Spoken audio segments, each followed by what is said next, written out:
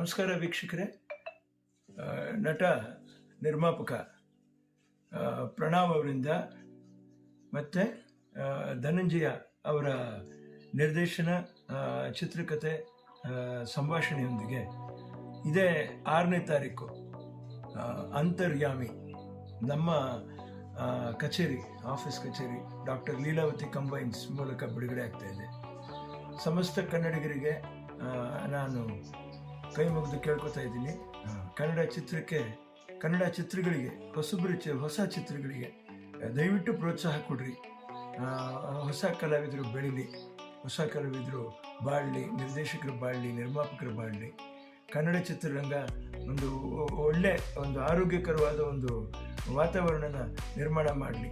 ಇನ್ನೂ ಹಲವಾರು ಚಿತ್ರಗಳು ತೆಗೆದು ಜನಗಳು ಮತ್ತೆ ಬಿಡುಗಡೆ ಮಾಡುವಂಥ ಒಂದು ಅವಕಾಶಗಳು ಎಲ್ರಿಗೂ ಆಗಲಿ. ಹೊಸೊಬ್ಬರಿಗೆ ಅದು ಒಂದು ಒಳ್ಳೆ ದಾರಿದೀಪ ಆಗಲಿ ಅಂತ ನಾನು ಕೇಳ್ಕೊತಾ, ಕನ್ನಡಿಗರಲ್ಲಿ 6ನೇ ತಾರೀಕು ಮರಿಬೇಡಿ, ಅಂತರ್ಯಾಮಿ.